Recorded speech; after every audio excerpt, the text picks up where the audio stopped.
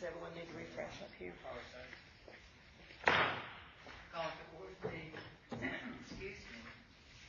August 6th meeting of the school board, and we'll ask Mrs. AUG to do the roll call this morning. Reverend Walker. Here. Dr. Duvall. Ms. Lanigan. Here. Ms. Maddox. Here. Mr. Yeoman. Here. Dr. Stanlaw. Here. And Mr. Zake. Here. I'll entertain a motion to approve the agenda for today's meeting. It's been submitted to you in advance. So moved. Second. It's been moved and seconded to approve the agenda for today's meeting. All in favor, please raise your right hand.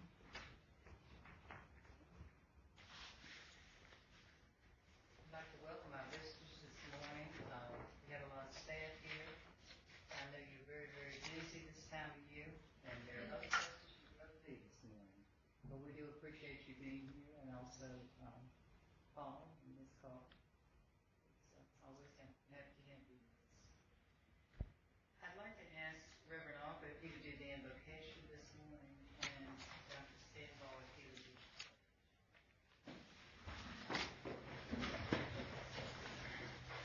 Let us pray. Father, we thank you for this day that you have given to us, for the opportunities that we have to come and to be about the business of making and providing nurture for our children. Bless the teachers as they get ready in their classes for the students, and watch over and protect them, we pray in Jesus' name. Amen. I pledge allegiance To the flag of the United States of America and to the republic for which it stands, one nation, under God, indivisible, with liberty and justice for all.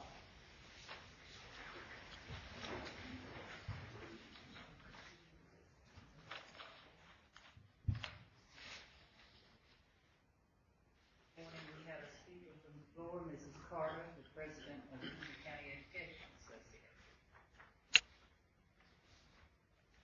Thank you, Madam Chair. I wanted to share with you this morning the goals of HCEA for the 2015-16 school year. We have three main goals we want to work on. The first one is to teach. That's our primary goal.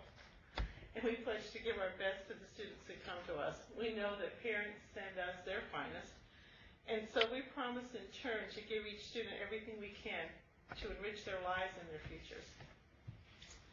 Secondly, we want a safe working environment for every employee.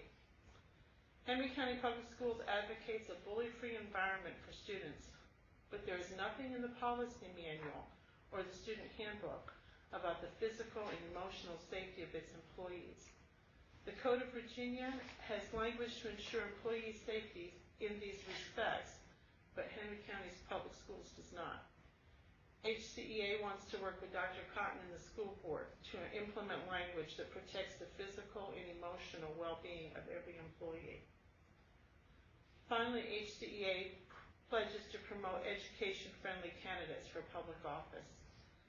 In recognition of the fact that politics affect our educational goals, we have already, in collaboration with the Piedmont Uniserv Pear PAC and the Virginia PAC, endorsed Kim Adkins for senator. This fall, we will be interviewing local school board and board of supervisor candidates and sharing that information with our members, endorsing those we believe to be education-friendly. In addition, we will work to educate the public on the real needs of our school system so that they understand when Dr. Cotton asks for additional funds from the Board of Supervisors this year, that he is asking for necessary funds to benefit the children of Henry County. We want every member of this community asking their elected representative to the Board of Supervisors to fully fund our schools. While there are many other things that we will work on this year, these three issues are foremost. They are vitally important to the educational needs of our students. We want to thank you for working with us through the years, and we appreciate your continued support as we partner with our administration and the school board to make Henry County Public Schools the best place in Virginia to receive an education. Thank you, Ms.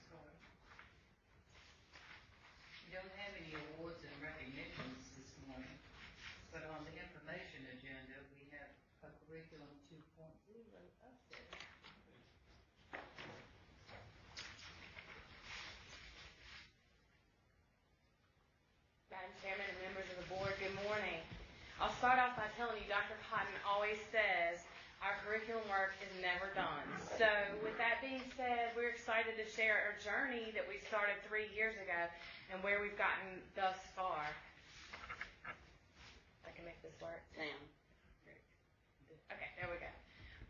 3 years ago, we started with Allison Zamuda, a consultant who came in to help us craft our own curriculum for our county. So we got a group of administrators and teachers and central office staff together to decide what are the important parts of a curriculum that we want to include in our own Henry County curriculum. So we determined what the template would look like, and we invited teachers, great teachers, to come in and work to develop mathematics curriculum, English language arts, health and PE curriculums, and we did this throughout the 2013-14 school year. So after we finished those, we implemented those and had our teachers pilot those new curriculums during our last school year. We had them come and look at each individual unit, and then they made changes and feedback as we wanted to, and we revised those units that we made for math, English, and health and PE. Kate Bremajoin, another consultant that we work with, who is a brilliant professor from Sweetbriar College, has come in to help us revise our curriculum template to make it a little bit more easy to use for our teachers. So it's just more aesthetically pleasing, and Donna will show you what that looks like in just a second.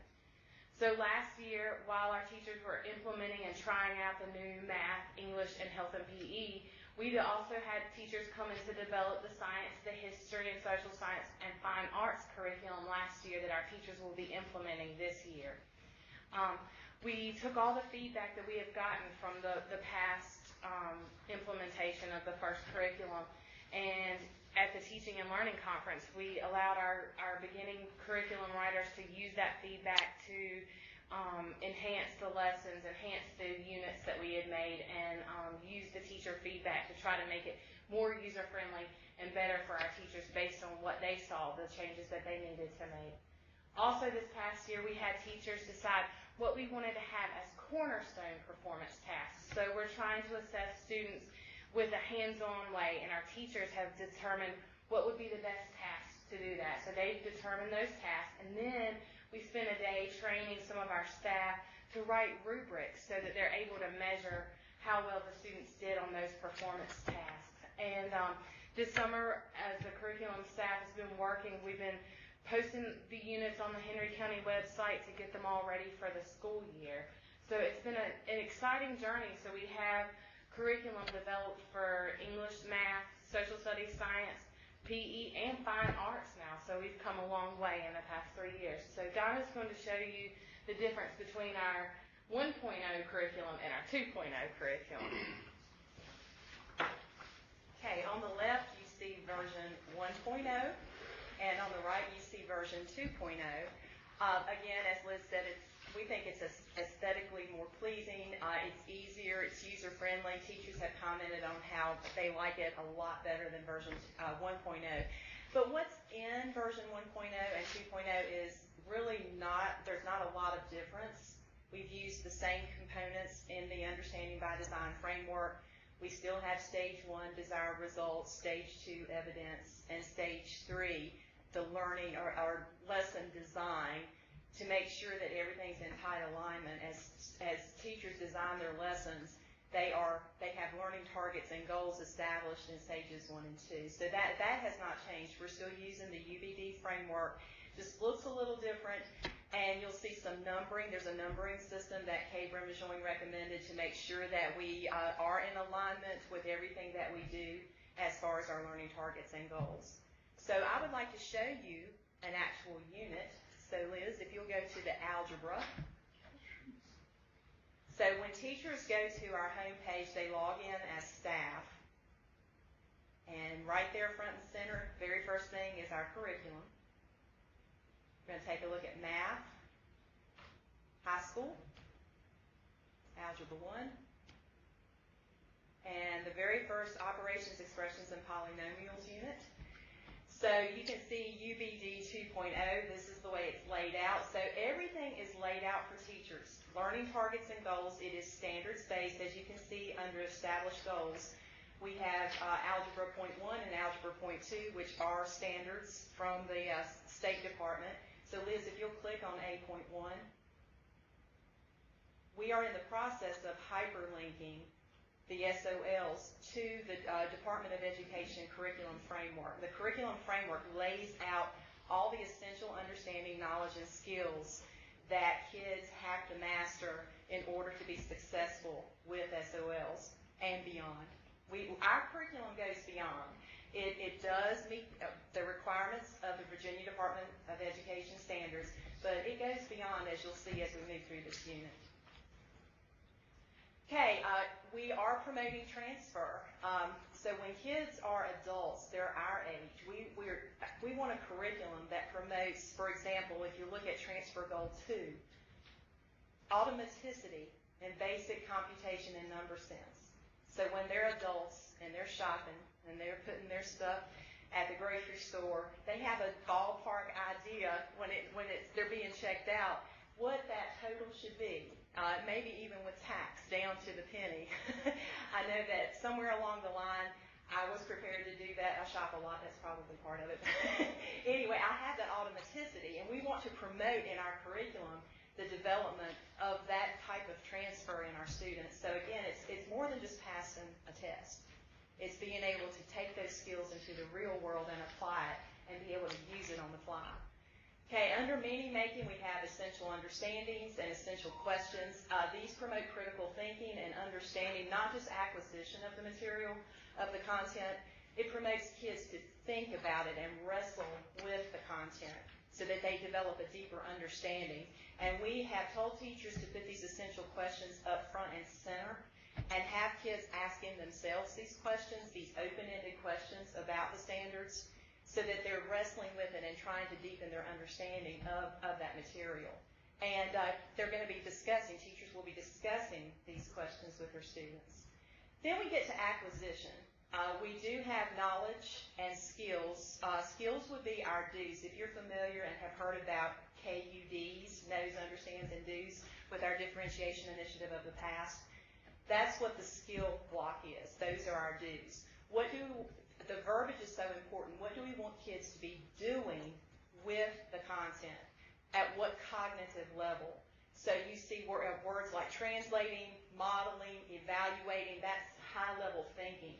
So that's laid out there so teachers know very clearly in my class and in my lesson design, I've got to make sure that kids are practicing those skills in my classroom. And that all comes from the curriculum framework. It's from the State Department. We're not veering off any path. We're still standards-based with all of this. But one thing that we did add this year is a link to essential vocabulary. This essential vocabulary comes straight from the curriculum framework from the Department of Education. And we actually pulled this from our work with Dan Mulligan, one of our consultants who the teachers absolutely love and always want to go to his workshops whenever we bring him in. But he put this together, and it's pulled straight from the State Department material, particularly the curriculum framework.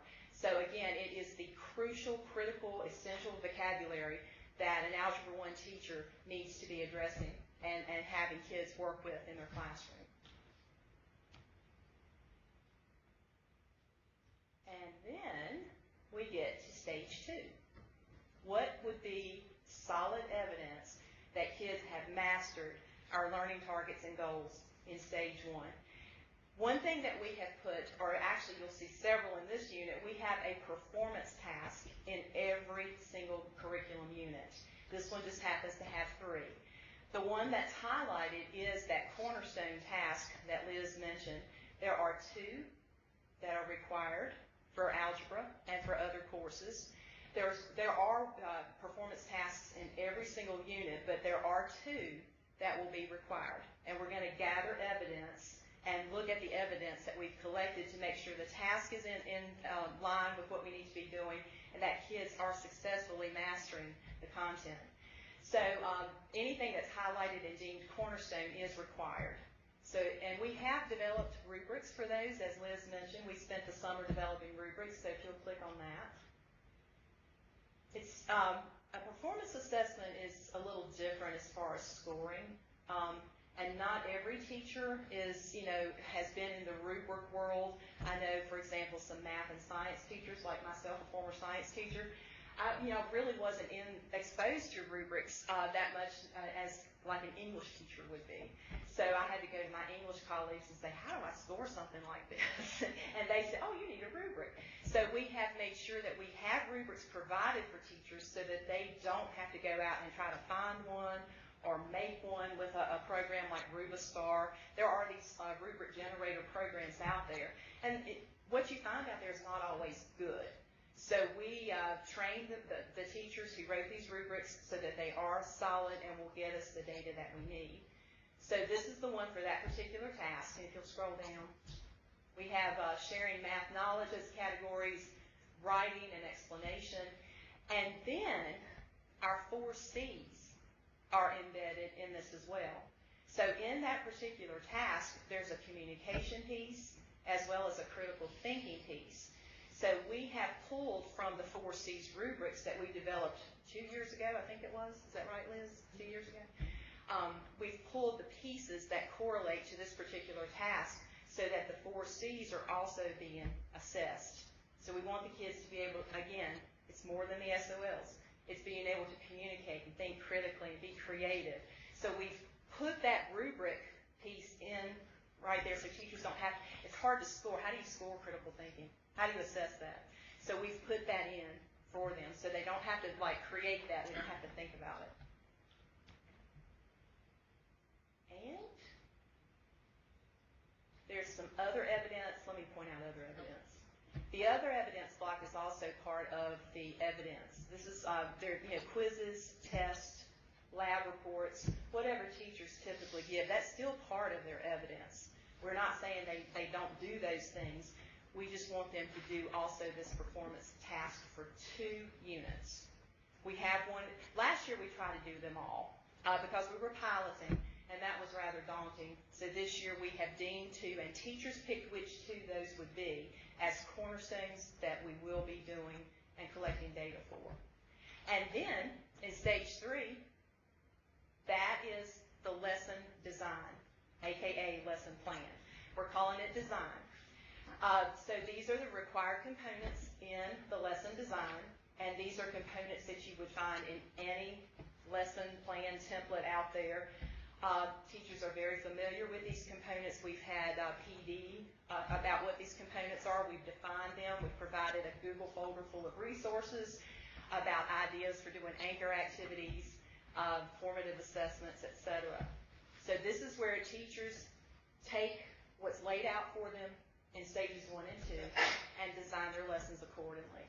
And what we ask is they just make sure that everything's tightly aligned with what's in stages 1 and 2. It keeps us focused, it keeps us on target, it keeps us using our time efficiently. Anything else? Okay, do you all have any questions? Oh, I did. Let me say one more thing. I forgot something. We have provided some model stage 3s for teachers and administrators as we've done professional development throughout this past school year. As a matter of fact, when we do professional development, we are mapping out our own stage 1, stage 2, and stage 3. So we're modeling that way as well. So we feel like if we're asking teachers to use this format, we're going to use it too. So we've been doing that as we do our professional development. We did it at the Teaching and Learning Conference and several professional development events that we had this past year. Okay, with that, questions? Well, I'm delighted that this is saving the teachers a whole lot of time in implementing their lesson plans. And one question, this new data coordinator, I guess that's what we call the lady, how will she help save the teachers time and help everybody in the system? Oh, boy. Well, Mr. There, that's a very good question. I'm going to talk a little bit about Ms. Pilson when I do my presentation on IXL, but Mrs. Pilson is she's going to spend a lot of time in our 2 middle schools working with those teachers on looking at data and what the data says, because we found that some of our teachers, that is a cumbersome, time-consuming activity for teachers. So Ms. Pilson has already been spending numerous days out in our schools, working with exactly what the data says. She's already been at least in 4 elementary schools. She's been in both middle schools, and she's volunteered to go to any school. She has sat down with teachers already and principals, looked at data, asked them to look deeper into what's provided by Pearson, also looking at their teacher-made tests. So she is spending, she will do many presentations this year to you all. It's going to be a lot of fun because you're going to get to look at our data as well. But she's going to take on that task of just aggregating the data with and for the teachers and principals. So the teachers are going to really love her. They are going to love her. Right. And then how to respond to that data. Because it's a multifaceted thing. First, you have to actually administer assessments. Then you have to look at the data. But then you have to do something about what the data says. What did you glean from the data? And now what am I going to do about it? Am I going to continue with the same old instruction? How do I meet the needs of the students by looking at what the data says? So she's going to do all of that. Thank you. And to add to that, Mr. Zaire, the interactive achievement that we've purchased for this year, I've had several teachers ask for us to bring it back, and as I've told many people, we can look at data very extensively without a tool like interactive achievement, but it's a whole lot of work. And we have teachers that have binders of data, but now they can use interactive achievement where they can get all the information loaded in their dashboard, and then all of their assessments that they get through the system, they get immediate results, so they don't have to score them by hand. And what I like about it is it's not all multiple choice. They can have open-ended questions. They can have what the state calls technology enhanced items that they can create where they do some matching or they do some labeling and fill in the blank kinds of things. Drag and drop. Thank you. I'll try to get to that. So we think it's going to be a big win for. I shared with the teacher advisory and they applauded. So that's something that they're excited about having back. So hopefully that's going to be a big time saver for our teachers. Well, we thank y'all very much for putting in so much time and energy into this curriculum part, which is the biggest thing that we do here teaching kids. So we really appreciate all your hard work.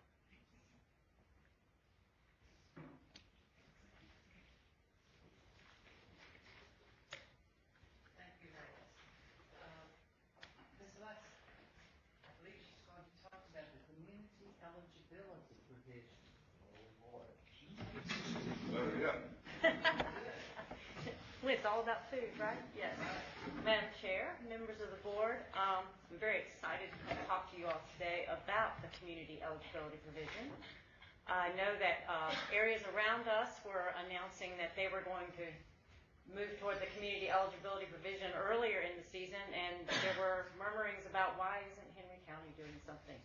We didn't announce it because we had not received approval from Virginia Department of Education, which is a complement of the provision. I'd like to talk to you a little bit about what it means to us and a little bit about the history. Sound one on the right.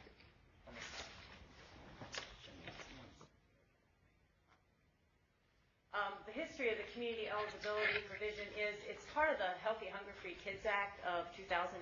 That's how it came about. And it provides an alternative to household applications for free and reduced price meals by offering all students free meals in high poverty LEAs, which is local educational agencies, and schools. The proposed rule was published in the Federal Register in 2013. It took them a while to work out the details with a 60-day comment period. The intent is to improve access to free school meals in eligible high-poverty LEAs and schools, to eliminate the administrative burden of having to collect the household applications. In implementation, the CEP was phased in over a period of 3 years in pilot states scattered across the United States by the Food and Nutrition Services. It became available nationwide in July 1st, 2014. So last year was the first year that was available in Virginia, and there were a lot of things that had to be done to get the framework in place, which is why we weren't on the bandwagon in the first year. We weren't sure about how some of the funding pieces would work. The requirements for participation is that we have to have a minimum percentage of identified students in the school year prior to implementing CEP, and that's within the April 1st direct certification list. That is how the students are identified for this program, through that and through our homeless liaison. That's the only way that they're identified. The identified students are then divided by the total enrolled students in that school, multiplied by 100% to get a percentage. And that must be greater than or equal to 40% in order to participate. You really want it to be higher than that. We serve free lunches and breakfast to all students, and household applications for free and reduced price meals then are not collected. We can elect to do all schools in the educational agency, a group of schools, or an individual school, and you'll see what we've decided to do. The eligible school or group of schools must have an identified student percentage of at least 40%. We're required to submit by June 30th, which we did, our application to do CEP. And then our election has to be concurred with by the state agency, Virginia Department of Education. The state agency has to confirm that we are eligible, and then it also requires them to review the documentation, which is what took until the middle of last week for them to do. They had to concur that we met the minimum identified student percentage, that we participate both in the breakfast program and the lunch program, and that we're administering the meal program in accordance with department regulations. The process is that the identified student percentage will be multiplied by a factor of 1.6, and they feel like that will give us the rest of the students that would normally be identified through the application process, give us the total meals that will be reimbursed at the federal free rate. The remaining percentage of total meals served, it will be reimbursed at the federal paid rate. Any meal costs that we have that may be in excess of our federal reimbursement would have to be covered through non-federal sources, which is why we've done the grouping that we've turned in. We can't have costs in excess. There are no non-federal sources. May I stop you there and ask? Yes, you may. Who are non-federal sources? Non-federal sources would mean we'd be coming to the school board going, oh no, our costs have exceeded our revenue, which we do not want to do. So we feel like we will not have costs in excess of our reimbursement with the grouping that we've turned in. Because your program is self-sustaining. Yes, our program is self-sustaining, and it must continue to be self-sustaining. So this is our grouping. We have turned in, and we have applied for all elementary schools to be in one group. And it will give us, if you look at it, what we've done is they add together all of the identified students, divide it by all of the enrolled students in the group, and that gives us 53.19% of identified students. Multiplied by the 1.6, it gives us 85.11% of our students will be reimbursed at the federal free rate, the total meals that they eat, both breakfast and lunch. The remaining percentage, which would be the 19.29%, will be reimbursed at the paid rate. We feel like with this grouping, and we've done the math, we used our October meals for last year, total meals served at breakfast and at lunch, and did the math to see what the reimbursement rates would be under this percentage. We actually would have made a little more money if we had been CEP last year, because one thing is our breakfast reimbursement will be better under this with no increase, because we've been free already, but it gets rid of the reduced percentage and makes more of them free than what we have been getting in the past. Plus, we know that we're going to get an increase in participation at lunch, just like we did at breakfast when we went all free. The procedures are we had to identify or notify the state no later than June 30th of the school year prior, and we'll need to notify them that we want to continue each year. A new identified student percentage may be established each year of the 4-year cycle. This is a 4-year cycle just like Provision 2. If, and I will continue to download the direct cert list and diligently look and make sure we've matched every student that we can each year. If our directly certified students go up, we can choose to use the higher of those percentages. Or if our first year is our best, we can stay with that.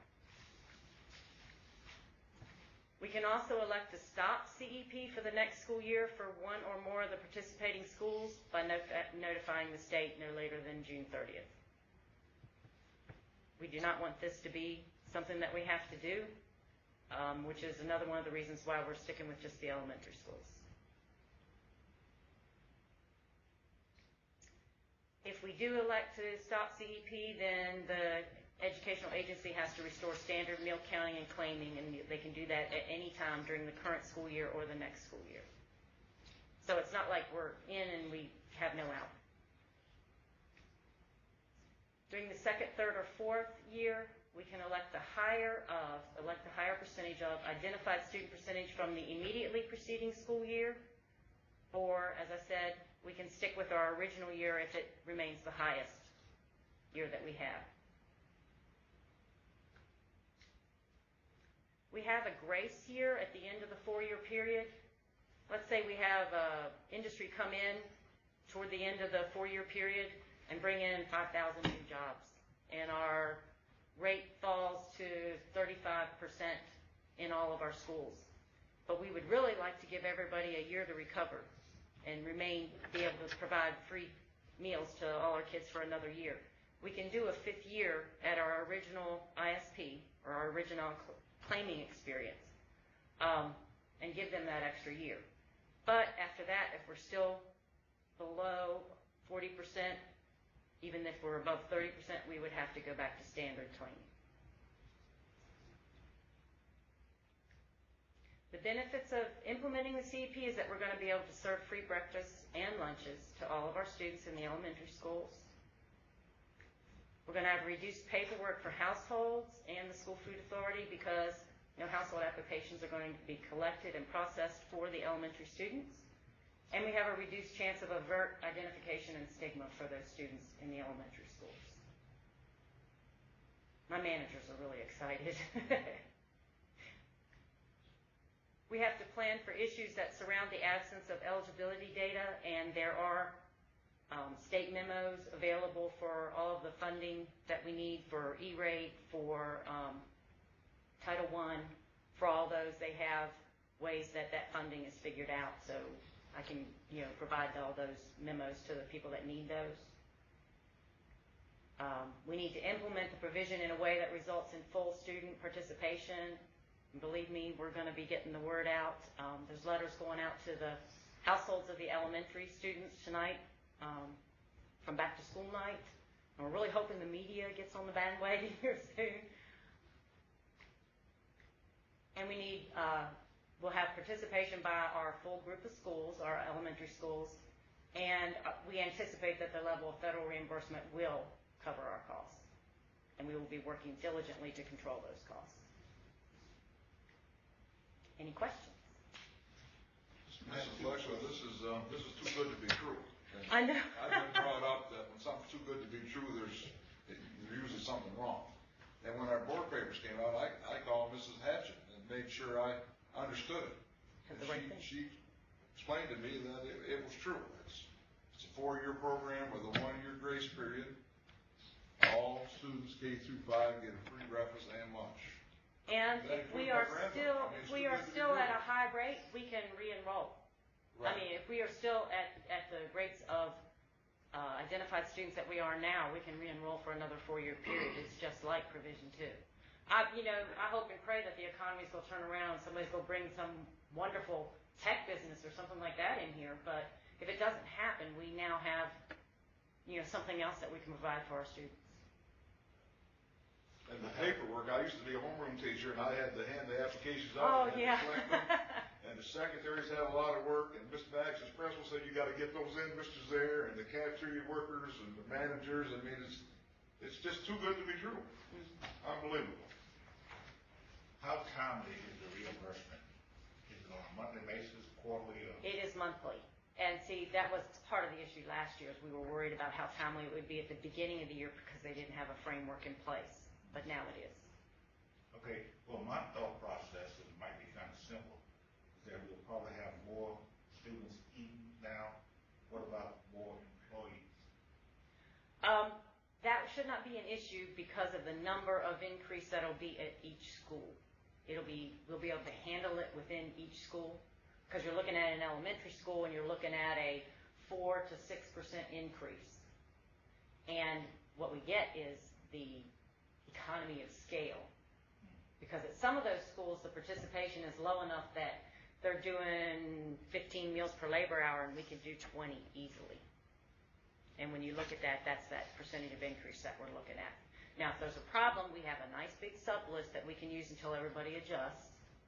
And if we need to, we would look at meals per labor hour later on in the year and use sub time until we figure out where it is. Because actually people adjust really well. We adjust the recipes is what we do. It's easier to make a couple more batches, and we batch cook. So it's, you add a couple more batches. It's not, I don't see that as one of our major issues. I see that as economy of scale.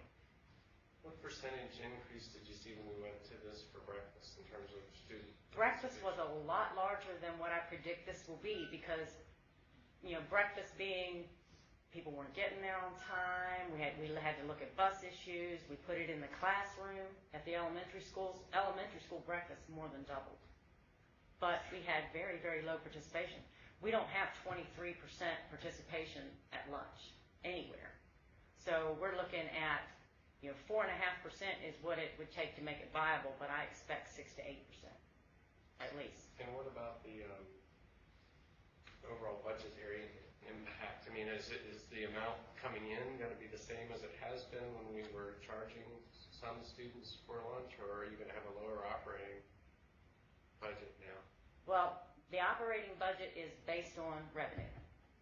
So our cost for food is 42% of revenue. So that can increase when the revenue increases, and the revenue will increase per meal is what happens. So therefore, the food cost can increase by percentage. So everything's based on percentages, and we have to run it that way. But we get the economy of scale on the fixed costs like labor and things like that. The questions from Ms. Lexi. So obviously, we're going to really work on our communication efforts because we want to make sure all of our elementary parents know that this is a great option for them, but also we're going to have to communicate that when they go to middle school, they need to do the paperwork so that we make sure that they don't miss out on that. So that's something we'll have to make sure we really communicate toward the end of this first year because we don't want our fifth graders going up to middle school without having those applications turned in.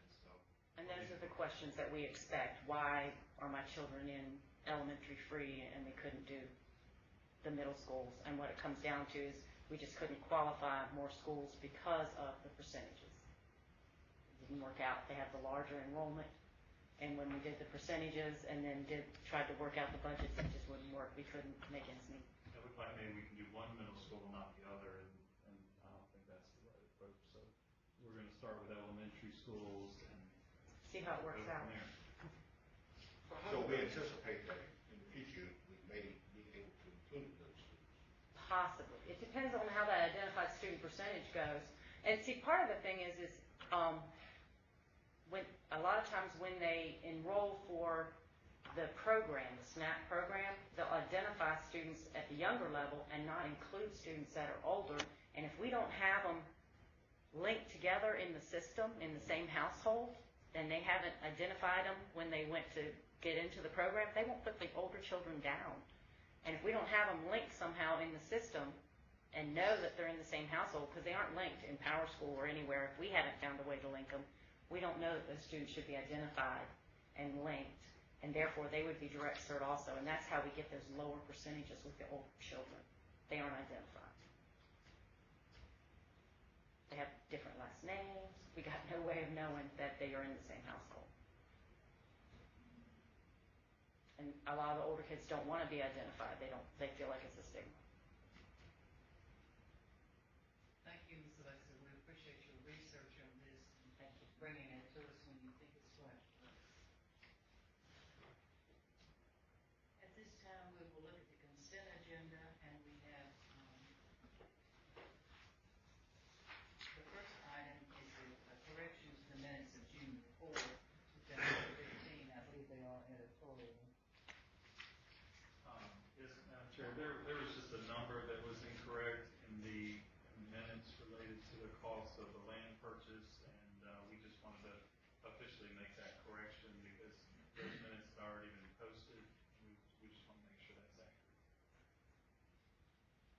we need a motion to approve them with the stated correction.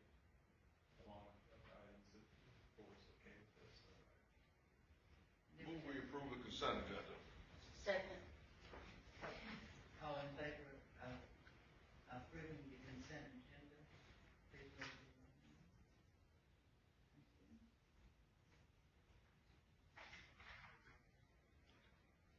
Under the action agenda, we have award of contract for architectural and engineering design services. Mr. Scott. Good morning. Madam Chair, members of the school board, a request for proposal was issued to establish a contract for professional architectural and engineering services to assist Henry County Schools with design and construction of a new elementary school. This contract also, we had verbiage in this contract, or in the RFP, if you will, that stated that we could continue using the same firm for the next 5 years if approved for other projects. And the reason that we did that is because the current open-end contract for professional services ends in October. So we were just trying to keep one less thing that we would have to go through in October. So anyway, of the 8 firms responding, 6 were shortlisted for interviews. And as a result of the interviews, the committee has recommended RMM Architects of Roanoke to partner with for these architectural consulting services. And so it's recommended that the contract for A&E services be awarded to RMM Architects for the design of the new elementary school, but it's also recommended that we would be able to use the same firm and exercise subsequent renewals in accordance with the terms for additional projects if needed, for additional capital projects such as we've been going through with the Bassett High School phases.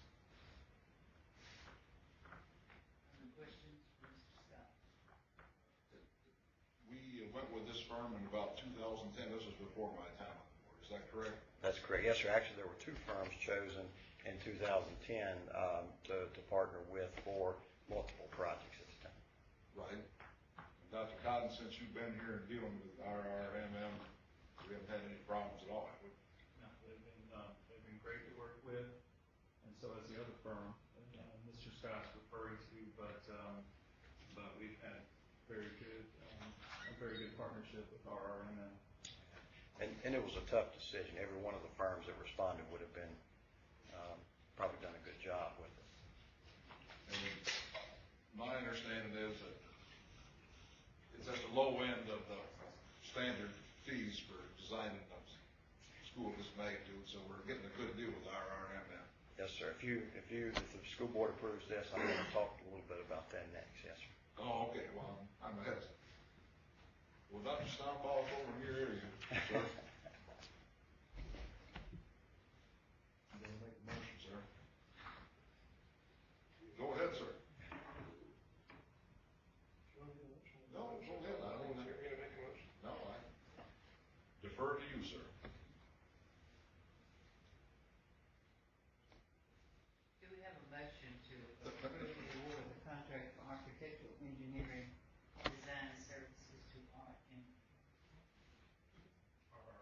That's hard to pronounce. Second. It has been moved and seconded to award the contract for architectural engineering design. All in favor, please raise your right hand. Okay, Mr. Scott. Okay, so this is the exciting part, I think, is we're at that point and started talking about the design of this new elementary school. So that's pretty exciting. I'm looking forward to the next step of bringing back the bids for the construction to you. But where we are at this point is the need, obviously the need for the elementary of the new elementary school for the Collinsville attendance zone, and then RMM Architects of Roanoke, Virginia, has the open-end contract that you just voted on for it, and so they provided a proposal, and you'll see on your document we have some question marks on there because we wanted to do a little more negotiating prior to the school board meeting and to make sure that they were below industry standard, as Mr. Zayer mentioned on it. And so we had what would it exceed amount would be $1,055,000. Now that did get changed. I think I had a typo in there earlier on. So it's $1,055,000 was the up to amount.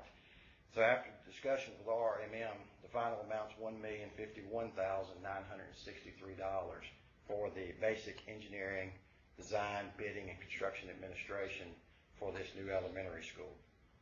That is roughly the industry standards range between 5.5% to 6.5% for basic architect and engineering services on these projects. So based on a $21 million project, we're below industry standards slightly on what these architect fees are about. So it's recommended that we would award a contract to RRMM Architects for to assist with the design, construction, and the bidding for architect and engineering services in the amount of $1,051,963. And of course, these would be pending appropriated funds from the Henry County Board of Supervisors. Mr. Scott, as I'm looking at this item, it looks like the amount is missing in the administrative recommendation. You're saying that should be $1,055,000.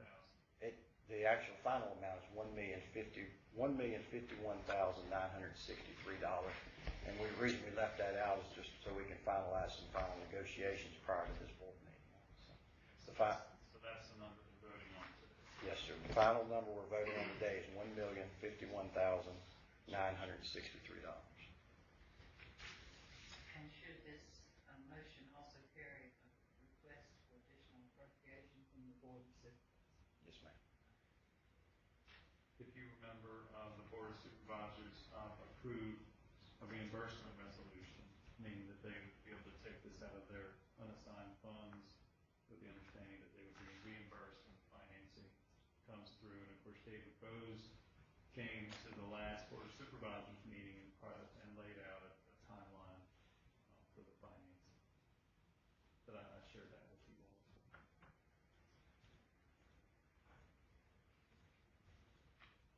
We will have a motion to award the contract for A&E design services for the new elementary school and to request for additional appropriation from the boards. Supervisors? Offer the motion. Second. Ms. Boone. Recommended and also approved, or seconded, to award the contract and to request the additional appropriation from the Board of Supervisors. All in favor, please raise your right hand. Madam Chair, if I can ask a quick question on that. We need to move into the design phase very quickly. We're going to have several representatives, some principals, community members, folks from the county. We would like to have a board member serve on that design team. I don't know if you would like to get a volunteer, or if someone would like to volunteer to serve in that capacity, that would help us so that we can go ahead and have that person added to the committee. So if you want me to do that? Okay. Thank you, Dr. Stanley. Also, and maybe it's not the appropriate time to bring it up, but it just ran through my mind. I have to stop things now when they run through. Is talk to us about the possibility, using the lay of the land, of may having to have a two-floor school. And I noticed in all of the SBA convention credits showing plans for schools that no one's building those. They're all single. Primarily the cost of handicap accessibility and things like that. So are we still thinking about a two-story building versus a single-story building? We're really not that far along. I know the architect mentioned that there are pros and cons to both. Really, one of the pros to doing a two-story is you take up less of a footprint on that land, and of course, you have more options with how it's situated in that particular spot. But that's all part of what we're going to be talking about as we move forward and with the design team, and we can bring any of those decisions forward. I mean, my preference was the one story because of what you just said, ADA compliance, but the truth of the matter is you resolve that in all your new buildings with an elevator. I know Mr. Scott doesn't like dealing with elevators because sometimes they don't hold up as we would like, but of course, all of that could be discussed as we go through the design. Would you like that? No, that's perfectly said, and that's exactly where I was going to go with that is, and part of the intensive design workshop that we'll have first, that Dr. Steinbach volunteered to set on, that'll be some discussions. That'll be a primary discussion in that workshop as well. That's why I brought it up. I want that considered. Right. And I know that we'll go with what's best, but I just want that to be considered primarily to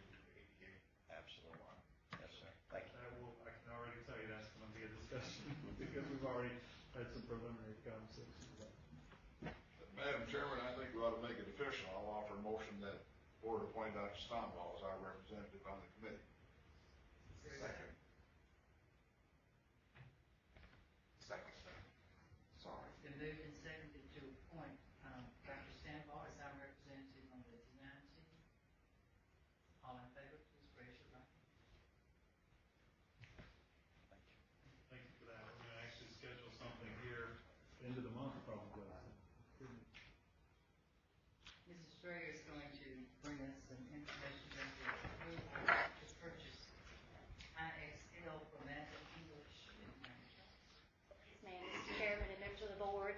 This morning I'm seeking approval of our renewal of the IXL system. IXL is a web-based program that allows students to practice math and language arts skills.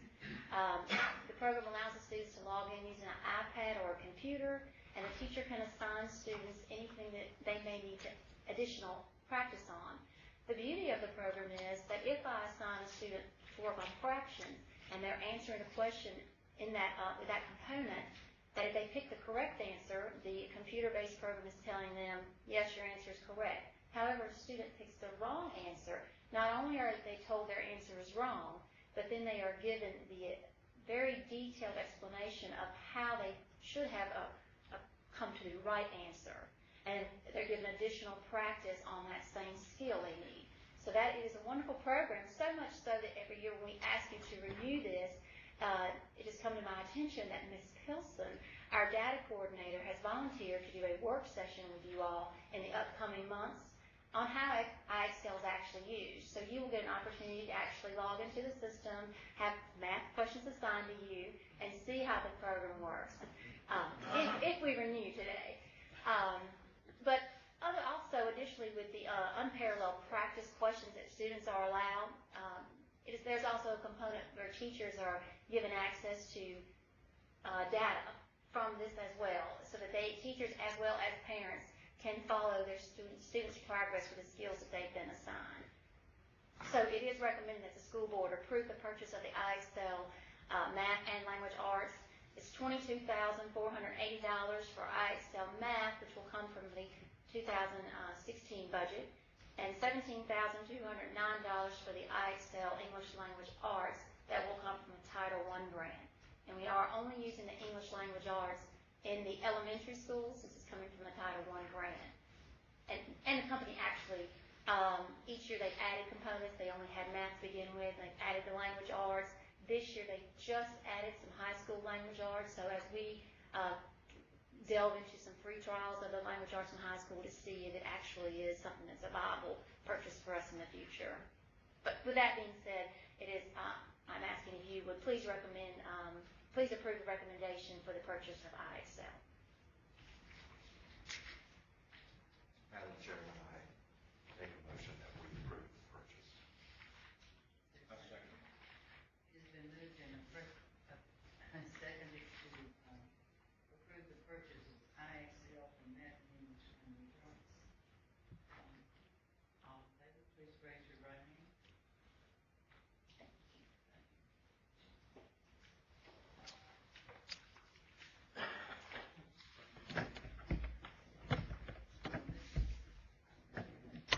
Good morning, Madam Chair and Board. Last month you approved the 3rd and 4th grade iPad lease payment in the amount of $134,150. The correct amount should have been $137,067, so I'm just recommending that the board approve the adjusted lease payment, and it is in our budget in the textbook account. Move to approve. Second. Moved and seconded to approve the corrected cost for this program in technology and professional learning. All in favor, please raise your right hand.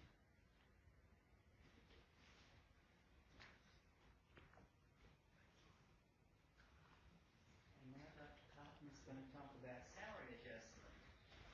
Thank you, Madam Chair. I did want to provide my recommendation for the way to handle the salary adjustment.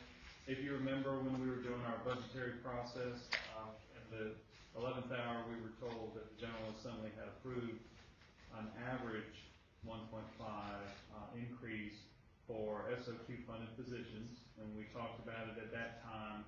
We talked about the fact that not all positions are are SOQ funded to the standards of quality because we have positions above and beyond those positions. So we made the decision to wait until a January 2016 implementation. But the key here is the word average, because it does not mean that everyone gets a 1.5. It has to be an average when you look across the board there. As a reminder, I wanted to show you where we are right now with our teacher scale in particular. We have a whole lot of scales, obviously, that we're looking at, and that's the important point I want to make, that when we looked at the salary study and when we made our recommendations for the next several years, we looked at all positions across the entire organization. But one in particular that I know we've been talking about as a board and with the leadership here is how do we address the teacher salary scale. And right away, even with what we've implemented so far this year, you see some very challenging issues with our teacher scale. For example, we have teachers who are on their 5th year of teaching for us. They're all making the same salary. And that's definitely not a positive message to send to our teachers that after 5 years they make the same as a brand new teacher. So that's definitely something that we're going to have to address, especially if we continue to struggle with doing step increases moving forward. The other thing that I want you to notice is when you go from step 27 to 28, we did make some headway on this. It used to be almost a $6,000 increase, which is far more than any other increase between any of our other steps. Literally, they would go from step 27 to 28 with almost a $6,000 jump. Really what we need to get to is working on those top steps, 24, 25, 26, 27, moving that closer to where we are at 28. You can see we closed that gap a little bit with the adjustments that we made for steps 14 through 27, but if you remember, we didn't do our full adjustment. We only received funding to do half of that. So here's where we are today. We're going to keep bringing this forward because, as you've heard me say, we need to look at market and we need to work towards getting our salaries above market. Again, this is focusing on our teacher salaries. We do a great job as we go through the first half of the teacher scale. When you move into those higher years of experience, you start seeing our line. Our line is the blue line. You start seeing us dance around market, back and forth, switching positions, and then you really see us dip a little bit as we get to 24, I can't see, maybe 25, 26. But then when we get to the top of the scale, we're well above market. You see that significant jump there. So that's the reality of where we are today. So I think this gives a nice visual interpretation of what our goal should continue to be. Our blue line should be above that green line, all the way across, basically, is where we need to be. When you look at where we are right now, we're looking at a 1.5 average adjustment. What I'd like to propose to the teacher scale is that we leave our new teachers, brand new teachers hired this year, at the 39,492, which is where they were hired, and then we adjust a 1.5% adjustment for teachers 1 through 5. What that does is that differentiates their salary from the brand new teacher's salary. I think it's the right thing to do, but we still have more work to do as we go through the budget process. We're proposing a 1.5 increase all the way down. If you remember from the VAST study, they said do an initial 1% adjustment across the whole teacher scale, and then they had recommendations for the top of the scale. We're recommending a 1.5 adjustment with the exception of the top of the scale, which is well above market, and they certainly deserve an adjustment, but since they're well above market, we're proposing a 1% increase for them. And keep in mind that as we make these adjustments, they need to be factored in moving forward. This is not a one-time adjustment. We have to sustain this. This is an ongoing cost. So that's the recommendation that I'm bringing to you today for the teacher scale. And what that will do is that will make us look a little more like this when all those adjustments are made. Looks very similar to the slide I showed you earlier. So what I want to point out is, as we work through our budgetary process, our priority with the teacher scale needs to be to get that blue line above the green line. If I'm going to be simplistic about it, that's where we want to be. But again, you'll see that our top of the scale is still well above market. Not to quibble there, but on the previous slide before the adjustment, weren't the top two triangles above, and now one is below? Yeah, I'm glad you brought that point out. The where we are right now is we're using the market, the salaries from last year for all these different school divisions, and we've laid our proposed salary on top of that. When we go through the budgetary process, we're going to get all updated salaries from the surrounding school divisions. We don't have those yet. That's going to take us some time to collect that, so that would be more accurate. But yeah, if you look at it, let's go back and see which years are you talking about in particular? Yeah, I mean, there are the last two triangles. No, I was talking about 31 and 32, I guess, are above market, and then you're saying with the adjustment we fall below. Well, that's because it's step 28. We have, go back to this, that's 28 plus. So if you're looking at years of experience, see where it says 32 there? Even though it's step 28, the years of experience are up to 32 and beyond. I don't know if that helps you with that. That's essentially that's the top of the scale that we're talking about. That's why it's low. That's why it's almost very low. I guess I'm just saying when you roll forward to after the increase, that second to last jump is now below. That doesn't look like an increase. You want to speak to that? Go to the mic, please. It's still the same step is what it is. So we'll just need to make sure that we clarify that. And looking at the first slide, it was comparable to FY 2015. So when you went back to that salary scale, if you're at the top level, last year you were at 31 years of service, I believe, and for FY 2016, that top level has now moved to 32 years of service. So that's where your difference comes into play. The market has not moved as far as the years of service because we're still using the scales from our surrounding areas that were in the market study for 2015. So their years have not been moved up, the same as ours have been. But that has to happen for us. Now, we do get a study where we get all of their salary scales. We started researching their salaries online, and they just don't post their salaries online like we do. So we were not able to do that in the time frame that we had, but we are going to receive an update from the VSBA as well as the VEA that intend to publish salaries. So we're hoping that we'll get those updated as a part of our budgetary process. Thank you. Sure. And then this is a summary of the recommendation.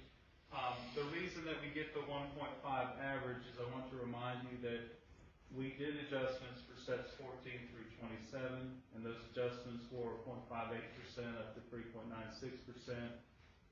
All of those factor in when you're looking at the average across the board.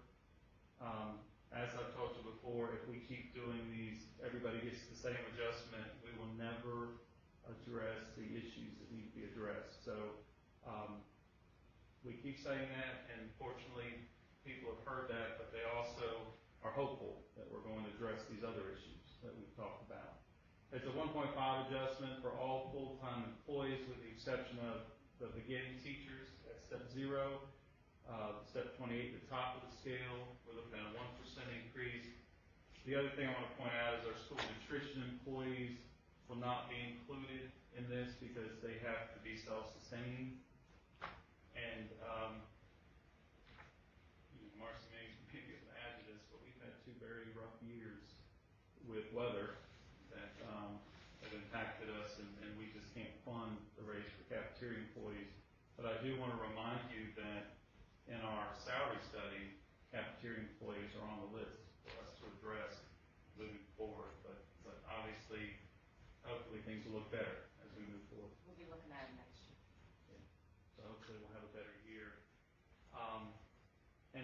just as a reminder that 1% was recommended across the board initially.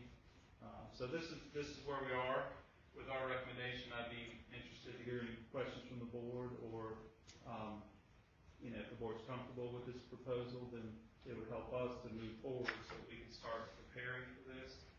But certainly, if you want to discuss it more, we can make a decision at the next meeting.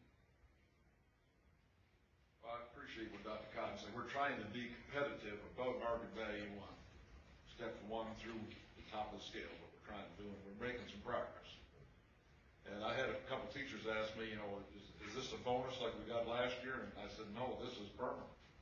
And we have to plan for this in next year's fiscal budget. So we're making progress, and we got more progress to make, but I'll offer a motion that we accept Dr. Cotton's salary adjustment recommendation. Second. It has been moved and seconded to approve the salary recommendation that Dr. Cotton has presented this morning. All in favor, please raise your hand.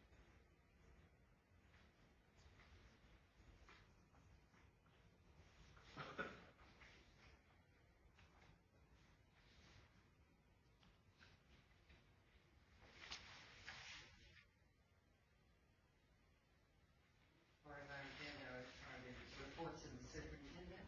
Can we start this morning with that? Chair, members of the board, I appreciate this opportunity to highlight some of the many things that we've been working on during the summer to prepare for a successful year. We are very busy in the summer. Sometimes we would say summer's almost busier than the rest of the year. Not everybody believes that, but a lot of the planning, the hard work that happens in the summer is so important to prepare for our upcoming year. So in many ways, we're more busy. But I want to give you some highlights. Preparing for the first day is the first item. Our custodial team from Service Solutions has worked hard at preparing the buildings so that when the students and staff return, they arrive to see a nice, clean, welcoming environment in their schools. Sharing important skills, the facilities maintenance department has been busy this summer preparing for the opening of school with multiple projects. Here you see a couple of team members preparing templates for our August Family Summit, where they will work with students to build toolboxes. And I don't know if you all remember, but at the last Family Summit, our maintenance department, they were a real hit with the students and the participants, and we're having that summit again this year on the 15th, August 15th, that's coming up. Ensuring efficiency, one key to providing good indoor air quality for our students' learning environment is changing the air filters in our equipment on a regular basis and performing preventative maintenance, such as this summer. And one of the ways we did that was our HVAC technicians worked to ensure top performance during the school year. We're also renovating spaces. Bassett High School Phase 3 renovations included upgrades to the mechanical room. New boilers have been installed to bring even greater natural gas savings while providing a comfortable learning environment. This phase of renovation also includes adding air conditioning to the gymnasium, thank goodness, a project that will continue through September. And see, those of us who work with school construction, we get really excited about things like boilers like this. Not everyone's quite as excited as we are, but the size of them compared to how big they used to be, right, is incredible. Paving the way. Students, staff, and families of Mount Olivet Elementary will be welcomed with new pavement in their new school parking lot when they return to school this year. So we're excited about that project. Checking routes, the transportation department staff has worked to ensure each bus is accurate and efficient as we prepare to, each bus route is accurate and efficient as we prepare to transport students to school. And readying the fleet, the garage staff members have inspected, made needed repairs, and washed the buses so that they're ready for the first day of school. Collaborating for growth, district administrators met for a 2-day planning session during which they discussed goals for the 2015-16 school year and strategies for continued student growth. Planning for instruction, elementary instructional coaches have met for several collaborative sessions to plan for supporting classroom instruction throughout the school year. As a reminder, we have an instructional coach this year in all of our elementary schools with the exception of John Red and Collinsville. They're sharing an instructional coach. So that's a great addition to our instructional team. Training for Mastery, middle school teachers participated in one of 4 iPad training sessions over the summer as they prepare to work with students in a one-to-one environment. Check the numbers. The payroll and finance department has been preparing and processing contracts and payrolls for the new year, preparing financial files and the annual school report, and assisting in the audit of activity funds, support groups, and the school system. Packing up. Computer technicians work to prepare 380 laptop computers for sale on govfields.com. Sending back. Members of the technology department also worked this summer to prepare 1,200 Dell laptops for return to the company as part of our lease renewal process. We are expecting new computers to arrive for use by teachers and students within the first few weeks of school. Creating innovative learning spaces. The libraries at Mount Olivet Elementary and FC Middle are being transformed into innovative learning spaces. Mobile bookshelves, modern furniture, and new technology elements will greet students as they visit their school libraries this fall. They're still in the boxes, though. Imaging for use. Computer technicians have been working to image 225 new elementary laptop computers for factory parts. These laptops will be used as supplements to student iPads. Expanding our reach. Maintenance and preparation for continued community engagement through blogs and social media forums has been a part of daily activity this summer. We are also working to revise and update volunteer handbooks, give school and teacher websites a facelift, and launch a new school community discussion forum on our website. It's called Let's Talk, and we'll be debuting Let's Talk in the fall during the coming weeks, and you'll be hearing more about that. Supporting success, the Human Resources team has worked to train and prepare 135 substitute teachers to assist in our classrooms throughout the school year. And finalizing details, the HR team has held a series of benefits enrollment meetings and is working with volunteers to secure background checks to ensure that all who come in contact with our students have the support they need to be successful. And finally, welcoming new staff. Human Resources has worked closely with building principals to hire 58 new teachers. Central office staff was excited to welcome them to the new teacher orientation on July 28th. Madam Chair, members of the board, this completes our back-to-school report. So I hope you see that we've been busy this summer. We have a lot of great things in store for the upcoming year. As far as the other items, I'll be glad to answer any questions board members have at this time. One slide just prompted me to wonder, do we know how many downloads our app has had? Is that something you guys know in technology? How many downloads? You can find that. I'll find that. Don't waste any time looking it up. I didn't know if you just knew. No, I can just call the company and ask that. We can get that. We can get that to the board because we did implement the app last year. It's a nifty tool.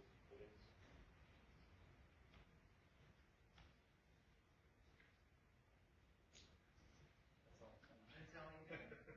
Any questions for Dr. Cotton about the report? Are there matters from the board this morning? Madam Chairman, I would like to ask Dr. Cotton a question. Sure. This has nothing to do with this report, but we had talked about dress code for teachers. Are we enforcing that this year?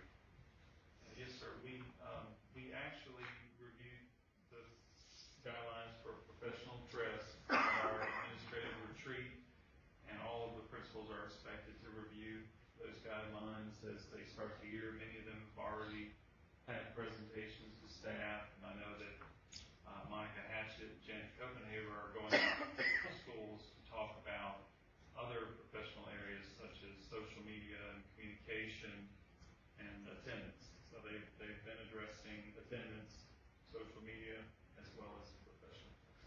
And we'll continue to enforce that. Would it be possible maybe for the staff to update the board? We have fine-tuned the professional dress code for our employees. Is that correct? Well, we really haven't fine-tuned it. What we've done is we've had a policy related and guidelines related to professional dress, but what we've reminded all of our staff, we reminded them all of the fact that employee dress should meet the standards for students and the bare minimum, and then there are other additional items that we expect as far as professional dress. So that's where we are right now. If we have to get to a point where we want to revisit the professional dress guidelines, then we're going to want to bring some different stakeholders to the table to discuss those issues. But we decided to start on just getting everybody to a set expectation, and then if we need to revisit, we will. Does anybody want to add to that? Mrs. Landon, did you want to add anything to that? We have been talking about professional dress, so this is where we're starting, and I'll certainly keep the board updated on that, but we're hoping that our reminders and review this year, we've had staff members who haven't reviewed or weren't aware of some of those guidelines. So I think the first step is to make sure that we reinforce and remind staff members, and then we'll go from there. I did want to mention the convocation, how good it was, and the motivational speaker, Mr. Banks, was great. So that sunk in people. Well, I went to a have school. a great school system. Went to a school the other day, and they told me the secretary said it's showtime. So I think it resonated. I'm going to remember that. But I wanted to add to that. The keynote speaker came up to me at the end. What I was so impressed by is he waited. He had to catch a flight, and we were afraid he was going to miss his flight. But he waited. He waited because he wanted to see the end of the convocation, and he wanted to talk to me, and we talked to Mrs. Strayer, and I think Mr. Bullins was there as well. And he said, "I just want you to know that," he said, "I do this for a living." And he said he was so impressed with the energy in the room, with the attentiveness of the staff members, and the excitement that he witnessed. And he said he doesn't get that everywhere that he goes, but he also commented that he thought it was so important that students were involved in the convocation, and he does several where students aren't involved. So unsolicited, it was just very powerful that he gave us such good feedback, and he didn't have to do that. We'd already given him the payment for for speaking, so there was no need for him to do that. So I appreciated that, and it of course is a reminder to all of us what great staff we have working with our students each and every day, and that just made me feel good. So I thought you would appreciate that as well. Yes. You mentioned. And he even mentioned coming to work. Okay. You mentioned at the convocation that we had a number of teachers with perfect attendance. That number eludes me right now. Well, at the time, I thought it was 24. We determined it's actually 32 teachers with perfect. 24 bus drivers, 32 teachers. I actually went and met with the bus drivers yesterday and provided those 24 individuals with a certificate and an award. We had some with 4 years, 5 years of perfect attendance. Wow. One bus driver, which was incredible. But we do have 32 teachers that have perfect attendance, and we have certificates and awards that will be given out at the schools. We didn't want to have all of them come down during convocation because obviously that would have taken up a great deal more time, but we want to make sure that they get recognized at the schools, so we're taking care of it. That is good, but still, I think that we have a little bit more absenteeism than we really should. We say that we can't teach the students unless they come to school. I think the same applies. We can't teach the students if the teacher is not there. I think that it would perhaps be to our advantage to sometime over a period of time look into what we can do to increase perfect attendance. What other school districts doing? I know in the past we have tried various things, paying some kind of stipend like this. Evidently that didn't work because we discontinued it. But I think we need to work into it, and I think that would perhaps be something that the HCEA might want to partner with us on. What can we do to increase attendance? Is that 25% sick leave that we pay when you retire, is that doing anything?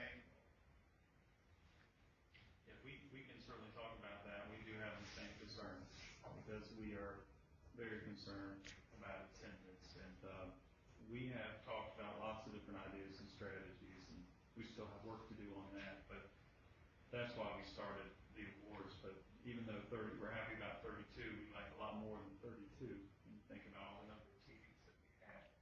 So we'll continue to talk about that. That's an area of concern for us. And I heard that we are 7 drivers short, and it's kind of hard to understand this with the high unemployment we have in Marshall and Henry County, as to why people are not accepting those jobs, why some of our drivers are quitting. I talked to one this morning that drove for 1 year and decided that he wasn't going to drive anymore, and he's going to change his mind. He's going to look at the driving force again this year. But I think we need to find out why. And once again, when you compare it with unemployment, it looks like there should be people clamoring for jobs. But Mr. Bowles, do you know how many bus drivers are short?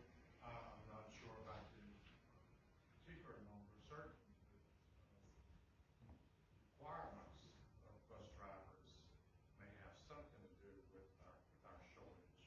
But I can get that number, exact number, and you can do it too. Yeah, we'll check on how many drivers we're short. I'll get that to the board.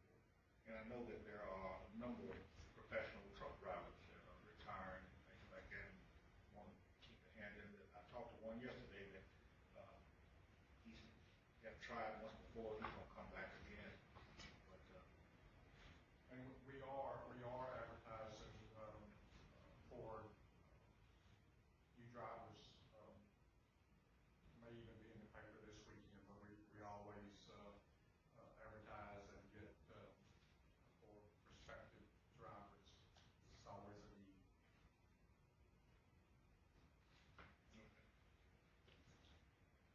Mr. Miller's point is well taken on the perfect attendance for not only teachers but other employees. It would be possible, Dr. Cotton, to get the board a list of these individuals and give it to Mr. Collins and the other media and see if we can get the word out there. These people deserve a lot of credit. They really do. Sure. Glad to share. And one other matter, I appreciate Mrs. Carter's comments today. I was not fully aware of the teacher handbook or whatever.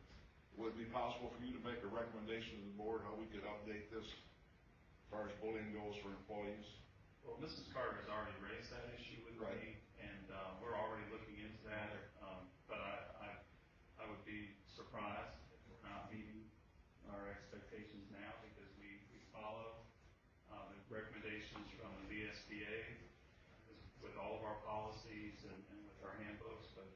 But we're already working on that situation. So certainly I can update the board on that in the future. Thank you.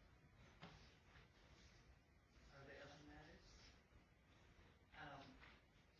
Mr. Milner and Dr. Cotton and I recently attended a Virginia School Board Association meeting that many of you were unable to attend, and I'm sorry because you missed a good conference.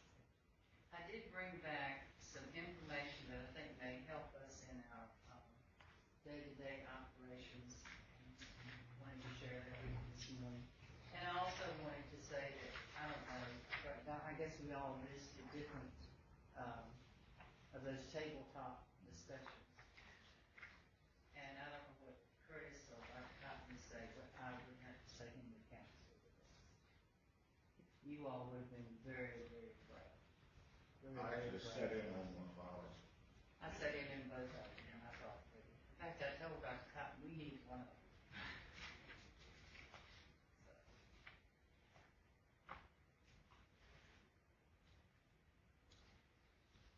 Alrighty, I believe we have a work session this morning. Close. No work session? No, okay, good.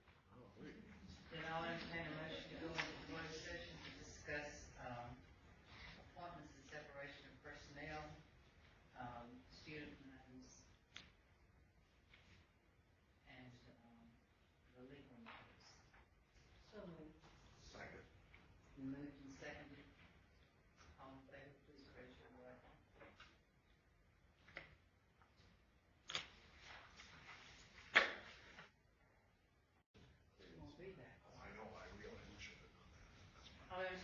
motion to go into regular session? So moved. Second. It's been moved and seconded to return to regular session. All in favor, please raise your right hand. Thank you. Mrs. Overby, if you would do the certification, please.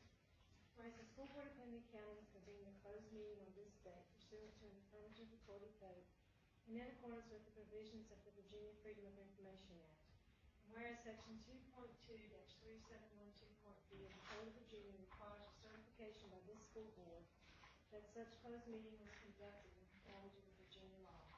Now therefore be it resolved that the school board of Henry County hereby certifies that to the best of each member's knowledge, only public business matters lawfully exempted from open meeting requirements by Virginia law were discussed, but none such public business matters as were identified in the motion by which the closed meeting was convened were heard, discussed, or considered. Reverend Alker? Yes. Ms. Maddox? Yes. Mr. Milner? Yes. Dr. Stanbaugh? Yes. And Mr. Zimmerman? Yes. Thank you.